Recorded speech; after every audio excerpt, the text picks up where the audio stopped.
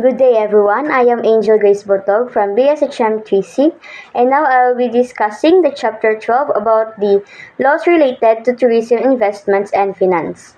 At the end of this lesson, students should be able to enumerate the procedure in setting up a tourism-oriented business, explain the laws governing tourism investments and financing tourism-oriented projects, discuss the business models applicable to tourism projects, enumerate the various taxes application to tourism-related establishments, and discuss the limitation of foreigners in tourism investments. The tourism industry plays a crucial role in economic growth, and the government has established various policies to encourage investments in this sector. So these policies not only support foreign investors but also provide incentives for Filipinos looking to invest. Additionally, special laws address the needs of specific groups such as the informal sector, balikbayans, retirees, and senior citizens. Now, let's explore these laws in detail and understand their impact on tourism development. So the Foreign Investments Act of 1991 lays down the rules of foreign participation in Philippine businesses. It defines who qualifies as a Philippine national and sets investment restrictions to balance economic growth with national interests. Let's explore its key provisions and impact on the tourism sector. So, who is a Philippine national? So, under this law, a Philippine national can be an individual citizen, a corporation with at least 60% Filipino ownership, or a foreign company fully owned by Filipinos and registered in the country. The definition ensures that majority control of businesses remains with Filipinos. So, here is the foreign investment restrictions. So to protect local businesses, small and medium enterprises with capital below $200,000 are reserved for Filipinos. However, foreign investors can participate with a reduced capital requirement of $100,000 if the business involves advanced technology or employs at least 50 workers. So what counts as doing business? So foreign companies are considered doing business if they open offices, solicit orders, or manage Philippine-based enterprises. However, simply investing in stocks or appointing a nominee director does not fall under this category. For the tourism sector, this law encourages foreign investments in hotels, resorts, and related businesses while ensuring Filipinos retain majority. So it promotes economic growth, job creation, and a competitive industry while safeguarding the national interest. Now that we understand the general provisions of the Foreign Investment Act, let's proceed to the procedure for registration and the restrictions on foreign ownership. Any foreign entity looking to invest in the Philippines must undergo a formal registration process. So let's go over these key points. So foreign businesses must complete the registration process before operating in the Philippines. Corporations and partnerships register with the SEC, while sole proprietorship go through the DTI. So additionally, foreign corporations need a license from the SEC to legally conduct business in the country. So failure to comply with registration requirements can lead to serious consequences. Businesses may face fines, loss of incentives, or even criminal liability. So understanding these registration procedures and restrictions is crucial for both local and foreign investors. So with proper compliance, foreign investments can be positively contribute to the Philippine economy, particularly in industries like tourism. Next is about the foreign ownership limitations. So while the Philippines welcomes foreign investments, certain industries are restricted or have ownership caps to protect national interest, security, and small businesses. So these restrictions are outlined in the Foreign Investment Negative List under Executive Order Number 139. So let's break it down. So foreign investment negative list, no foreign equity. Certain industries remain 100% Filipino-owned due to national security, professional licensing laws, or economic policies. So these include mass media, licensed professions, small-scale mining, and industries related to weapons production. Foreign ownership limits. Some industries allow limited foreign participation. For instance, advertising allows up to 30% foreign equity, while natural resource utilization, private land ownership, and public utilities are capped at 40% foreign ownership. And also, other industries have slightly higher foreign ownership caps. Lending companies allow up to 49%, while investment and financing companies regulated by SEC can have up to 60% foreign ownership. Next is the List B, restricted for security and public interest. So List B includes industries restricted due to national security, public health, or economic policies. So this include the manufacture of firearms and explosives, gambling operations, and business considered high risk for public health such as nightclubs and massage parlors. So these foreign ownership restrictions help balance economic growth with national security and local business protection. Understanding these limitations is crucial for investors looking to enter the Philippine market. Next slide is the investment in transportation and public utilities. Article 11, Section 11 of the Philippine Constitution.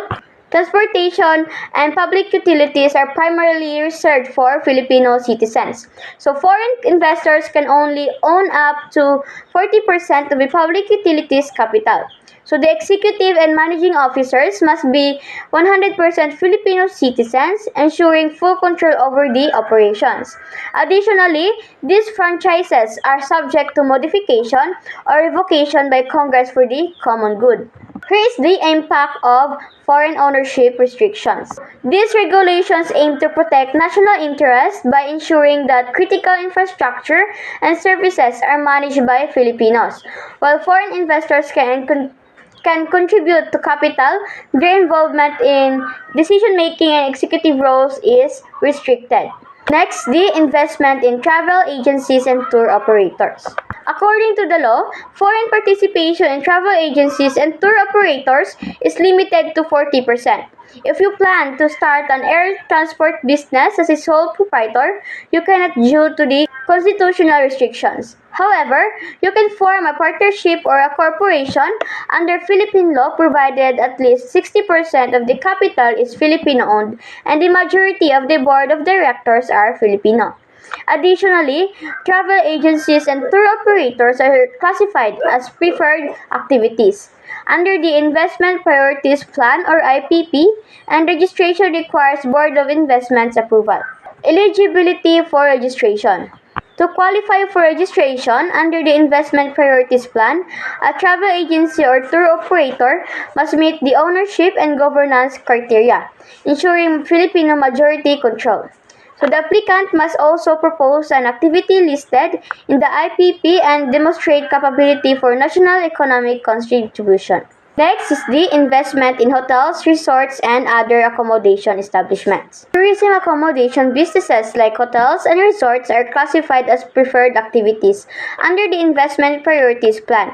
To be eligible for registration, at least 60% of the business must be Filipino-owned. The business proposal should align with national development goals, and the board of directors must have a Filipino majority. Next is the Retail Trade, Law, and Tourism-related establishments. The Retail Trade Liberalization Act 2000. Under the Retail Trade Liberalization Act 2000, foreign investors can have 100% ownership in specific cases such as small-scale operations or when the retail trade is tied to a hotel.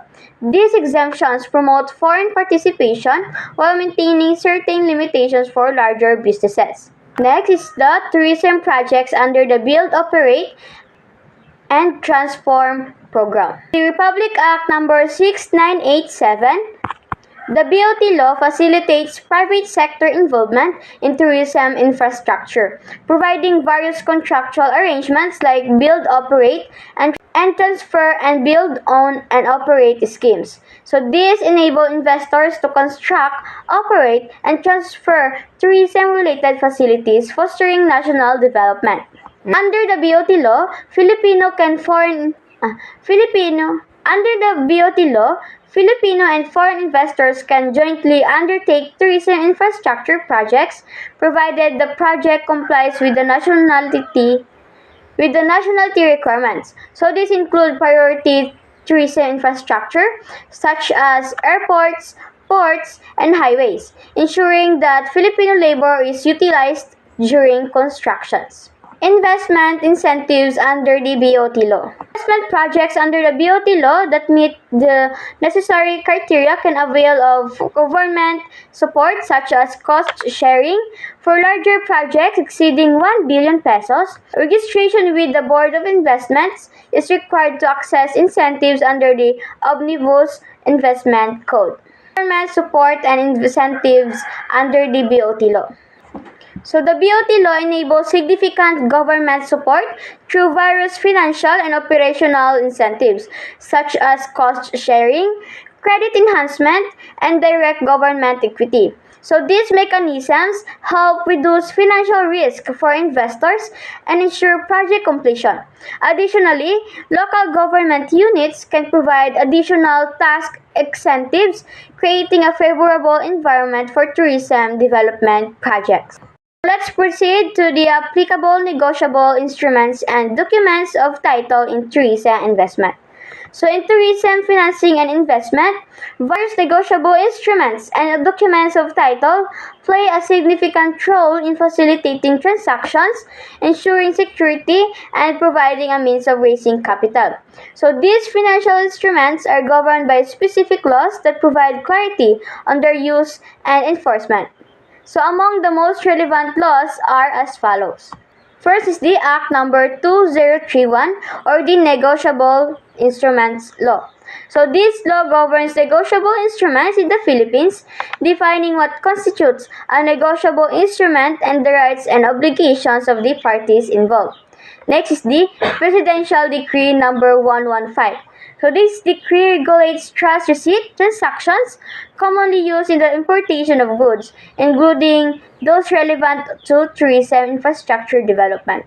Republic Act 2137 or Warehouse Receipt Law. So this law provides a legal framework for the use of warehouse receipts as collateral in financing transactions, which can be particularly relevant in tourism projects that involve the storage of goods or materials. So the following are the key instruments and documents that can be applied in tourism financing. First is the promissory note. Promissory note is a written commitment from the maker or borrower to pay a specific sum of money to payee or lender at a fixed time or on demand. So this instrument is often used in tourism investments when businesses seek short-term loans or financing. It ensures that the borrower is legally bound to repay the loan under the terms specified. So special types of promissory note, the certificate of deposit. A certificate issued by a bank acknowledging the receipt of money deposited. So the bank processes to pay the depositor or designated person upon demand. So in the context of tourism, it can be used to secure investments or raise capital for projects. Next, the mortgage note. This is a debt instrument where the borrower gives the lender a lien on property as collateral for the repayment of the loan.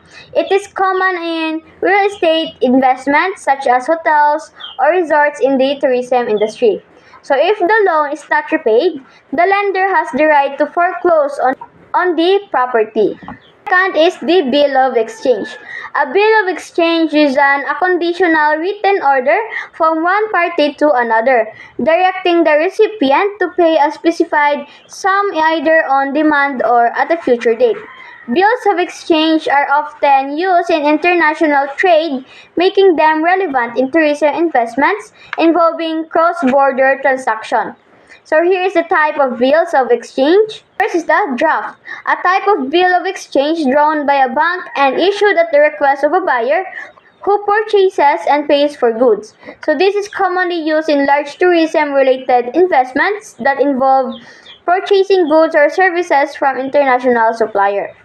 Next is the trade acceptance, a draft or bill of exchange created by the seller, drawing the payment from the buyer. It is commonly used in tourism transactions involving the sale of goods and services, where the buyer has to accept the payment terms. Next is the banker's acceptance. This is a bill of exchange where the acceptor is a bank. It is particularly used It is particularly useful for international trade financing, which is essential when dealing with tourism projects that require the importation of goods and materials. The third instrument is check. A check is a type of bill of exchange drawn on a bank, payable on demand. It is one of the most commonly used financial instruments in everyday transactions, including in tourism investments. Types of checks. Manager's check. This is a check drawn by a bank's manager, essentially a guarantee from the bank that the check will be honored. It is commonly used in large transactions such as payments for purchasing land or materials for tourism projects. Next is the traveler's check, a check that travelers can use to access funds while abroad.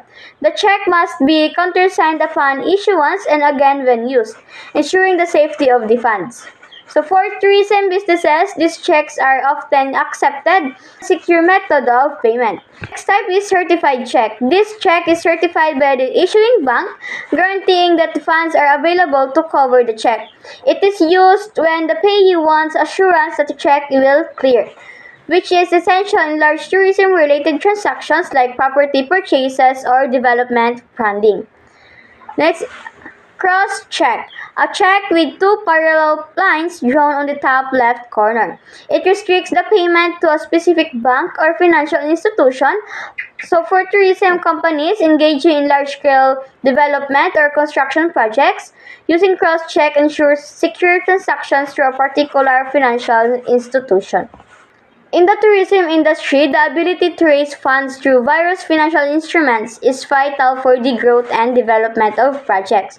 Use of promissory notes, bills of exchange, and checks allows businesses to secure financing for infrastructure development, manage cash flows, and provide security for lenders and investors. For instance, mortgage notes are particularly useful when financing the construction of hotels, resorts, or other tourism-related properties, as they offer lenders a claim on the property in case of default. Similarly, bills of exchange and trade acceptance facilitate smooth international transactions, especially in the global tourism market, where suppliers and service providers are often located in different countries. Next slide is other commercial documents. Other commercial documents play a vital role in tourism merchandising and international trade, which are integral to the tourism industry. Invoice, a written account detailing goods shipped or sent, including their prices and charges, essential for transactions between suppliers and tourism businesses. Next is the sales invoice, used to record the agreement on the sale of goods and services, including the terms of payment and conditions. The purchase order, a document confirming an order of goods or services, acting as a binding contract between the purchaser and the supplier. A bill of lading is issued by a carrier for the transport of goods, detailing the terms and conditions for delivery. So in tourism, it is used in the shipping of goods required for building tourism infrastructure like hotel furnishings or importing tourism-related products. It serves both as a receipt for goods, a contract for their transport. This receipt certifies that a commodity has been stored in a warehouse. So under Act 2137, it facilitates trade by allowing goods to be used as collateral. This document particularly useful in tourism investment when importing or storing goods for the development of resorts, hotels, and other tourism facilities. Trust receipt. A trust receipt is a document that allows a business to take possession of goods for resale, while the bank retains ownership until the goods are sold and the proceeds are used to pay off the loan. It is used in tourism industry to finance the importation of goods such as equipment, merchandise, and supplies for tourism businesses. So under Presidential Decree number 115, failure to return goods or proceeds from their sale is considered estafa or fraud. Next is the letter of credit. A letter of credit is a financial instrument issued by a bank guaranteeing payment to the seller upon presentation of specific documents, typically shipping documents. typically shipping documents. So in some investment, letters of credit are used for international transactions, ensuring that the buyer receives good while the seller is guaranteed payment. A letter of credit trust receipt arrangement is a common method for securing loan in tourism-related trade. These instruments help secure financing, ensure payment, and protect all parties involved in transactions. So understanding these tools is vital for stakeholders in the tourism sector to navigate financial and trade agreements effectively. Next slide is the foreign exchange. Foreign exchange refers to the systems and instruments used to make international payments, including currencies, checks, and electronic payments. So, according to the Article 1249 of the Civil Code of the Philippines, or the Law on Foreign Exchange, payments in money must be made in the stipulated currency. If the stipulated currency is not available, payment can be made in legal tender. However, checks and other documents are only considered payment when they have been cashed or cleared. Here is the foreign exchange regulations. So the central bank has liberalized foreign exchange regulations, allowing the purchase and sale of foreign currency without prior approval. So tourists can exchange foreign currency up to a certain limit without proof of prior change, facilitating smooth international transactions. And role of banks. So banks play a vital role in financing the tourism industry. They provide the necessary environment for businesses to grow by offering loans and credit facilities. So the General Banking Law of 2000 ensures that banks operate with integrity and transparency. The bank provides loans based on a range of factors including collateral, company history, and financial standing. So the General Banking Law allows banks to stipulate terms and conditions as long as these terms do not violate public laws, customs, or policies. Of collateral. Accepted collateral types include real estate, chattels or machinery or fixtures, and deposits. Property is the most common collateral and usually valued at 60% of its assessed value. So chattels, however, are less common due to their lower long-term value. So to apply for loans, businesses in tourism must submit documents such as the articles of incorporation, financial statements, and collateral details. So these documents help banks assess the viability of the loan application and ensure that businesses are financially sound. So these elements provide the foundation for successful international transactions and financial stability. Let's proceed for the credit investigation and loan application process. So in banking institutions, a credit investigation report is an internal document that helps determine a borrower's financial qualification. It includes details such as applicant's creditworthiness, financial standing, and ability to repay loans. So this report is confidential and not shared with the borrower. Banks assess the value of the borrower's collateral to determine the loan amount. So the types of collateral can include real estate, machinery, or deposits, and the value is appraised by the bank to secure the loan. Here is the required commercial documents for loan processing. Promissory note. It includes the principal amount of the loan, the interest rate, and the repayment schedule. And credit line agreement. So this agreement outlines the terms under which a bank extends credit to a borrower. It specifies the amount of credit available, interest rates, collateral requirements, and the conditions under which the credit line can be drawn or repaid. The real estate mortgage. It involves the borrower pledging real estate as collateral for the loan. So this document outlines the terms of the loan, the mortgage property, and the conditions for repayment. The chattel mortgage. Similar to a real estate mortgage, a chattel mortgage involves the borrower pledging movable properties such as equipment or vehicles as collateral for the loan. Surety agreement is a promise by a third party to fulfill the borrower's obligation in case the borrower defaults on the loan. So this serves as an additional layer of security for the lender. So a letter of credit is typically used in international trade. Next is the trust receipt. The borrower takes possession of the goods but must repay the loan based on the receipt of the goods. Next is the loan stipulations and government regulations. So when extending loans, banks must provide the borrower with a clear recital in writing including the cash price of the loan, installment price if applicable, the difference between cash and installment prices, recital of finance charges and their relation to the loan amount, and also the additional fees. So the borrower is responsible for paying notarial fees, insurance fees, documentary stamp taxes, and handling fees as stipulated in the loan agreement. Failure to comply with these regulations may entitle the borrower to recover any interest payments made. Here is a specific commercial document details. For promissory note should include principal loan amount, interest rate, bank's authority to deduct from the borrower's account in case of default, and authorities' fees and penalty charges in case of the default. Next, the credit line agreement details.